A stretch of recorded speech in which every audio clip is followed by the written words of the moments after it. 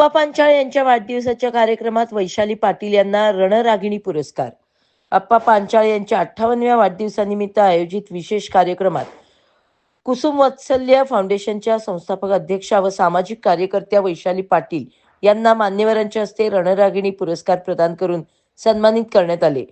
हा क्षण त्यांच्या कार्याची दखल घेणारा आणि प्रेरणा देणारा ठरला. कार्यक्रमात प्रमुख पाहुणे मेघराज राजे भोसले, अध्यक्ष मराठी विश्वस्त महामंडळ, अनिकेत भाऊ ढुले, अध्यक्ष महाराष्ट्र राज्य शहर विकास फाउंडेशन, प्रकाश धिंडले, पाटलांचा बैलगाडा वेलकम फेमस व तृप्ती देसाई, अध्यक्षा भूमाता ब्रिगेड, अपेक्षा पांचाळ, साऊथ अभिनेत्री आदी मान्यवर उपस्थित होते. तृप्ती देसाई यांच्या हस्ते पुरस्कार स्वीकारताना वैशाली पाटील यांनी कृतज्ञता व्यक्त करत सर्वांचे मनपूर्वक आभार मानले.